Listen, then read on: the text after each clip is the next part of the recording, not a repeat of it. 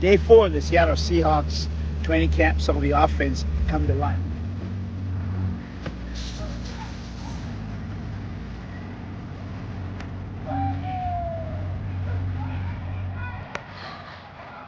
We still want it that same way. We don't want it to pull it back.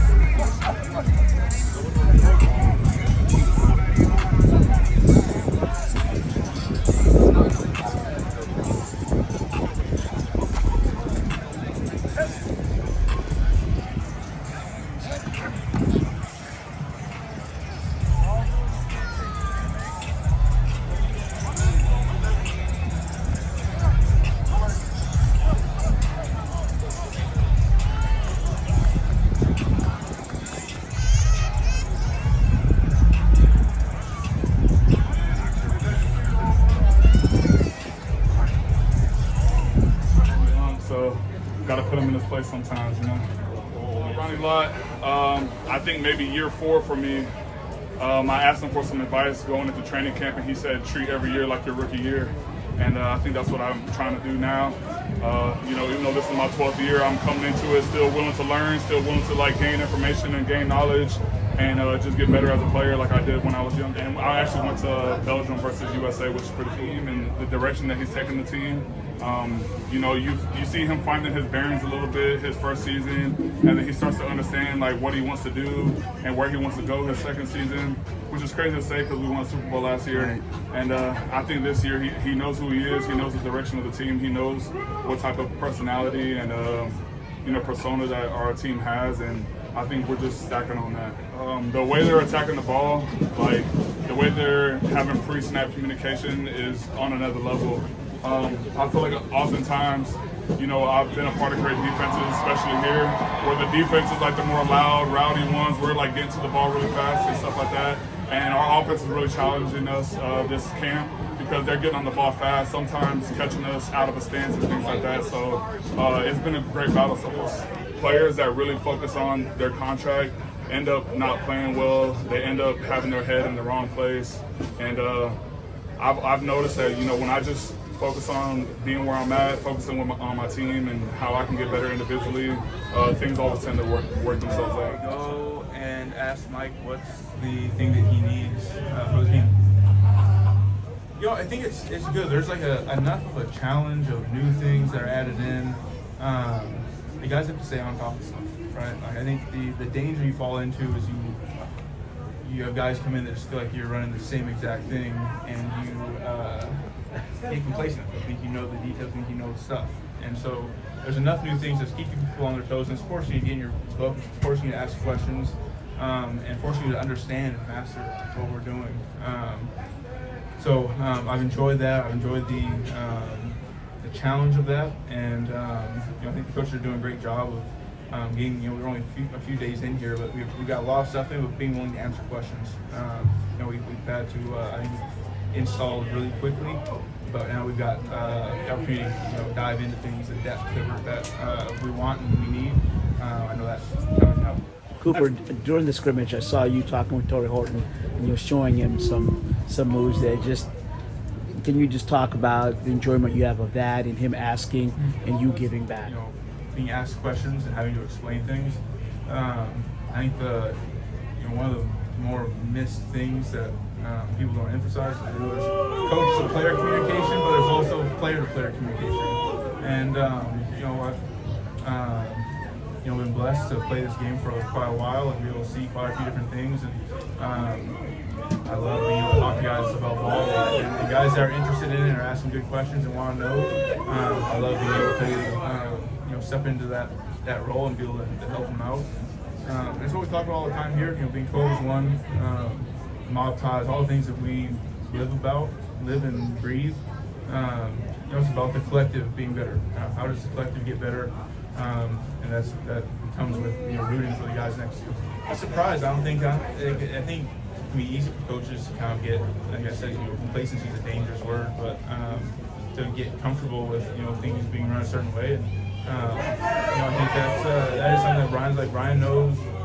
He has a great vision. He's seen a lot of really good football, and so he has an expectation for us. And when you don't hit that expectation, you're like, hey, this isn't how we're going to do it. This is how we're going to do it, though. And you know, there's coaching there involved with that, and that's what we want to be. We want to be always moving forward. Eagles always moving forward, 1% better every day.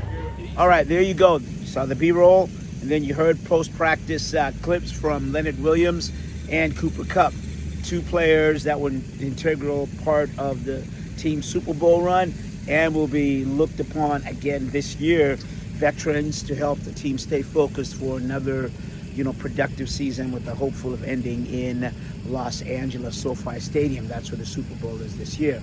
As for the practice itself, you heard, you didn't hear, but I saw that is Jalen Miro. Jalen had his best day as a Seahawk. And I mean, from last year to this year. And the reason he was able to do that, he really was fluid in the pocket. They've been using him kind of to roll out, and then he's kind of kept the ball. But today he rolled out, squared his shoulders, was able to complete passes, whether they were 10 yards, 10 outs, 30 and 40 yards down the field. But it was probably more 30. But he did throw 2 touchdown passes, and one of them was to Montario Foster Jr., and the other one to Darian Price. And the one to Foster was really something to see, because Milroe was going to his right, and then he kind of flooded it over the linebacker and right to where Foster was for the touchdown. And then Price, I'll say it again, this is a good thing. I mean, you want this to be a broken record in that Darian Price continues to shine. And today, as I said, he caught a pass from Milroe in the touchdown, but he caught several other passes.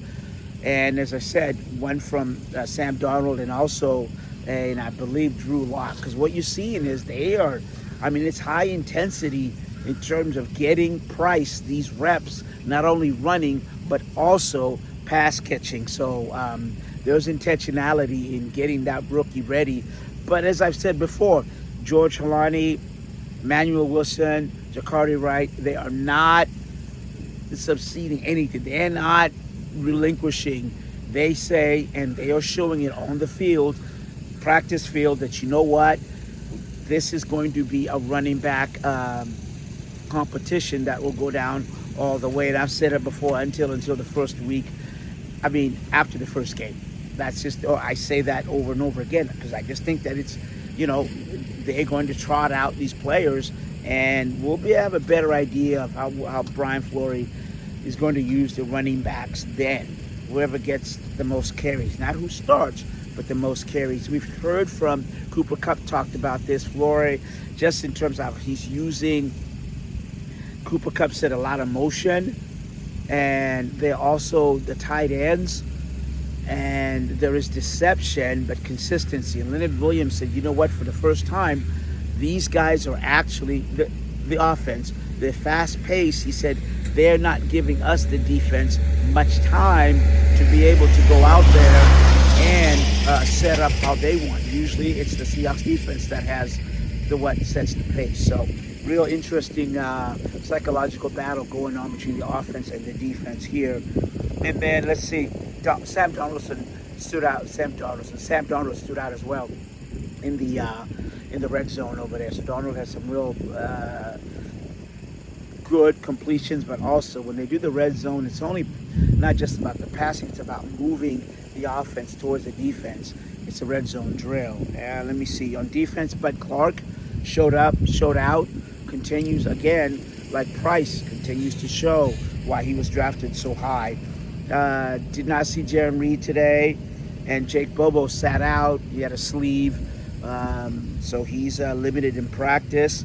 Wide receiver Irv Charles was wearing a boot, and so that means he will see some extended amount of time. Don't know the timeline there with him. The team gets the day off tomorrow, and then they're back in pads, and that's when it'll be popping. And can't wait to show you. And for those sounds, it's always interesting when you put on the pads, because players come to life, as Mike McDonald would say. So that's it from the VMAC here in Renton. Now remember, this report is brought to you by Tom's B&M Auto Body in Linwood. Exceptional service at an honest price. For the CascadiaSports.net report, I'm Asvita Mariere.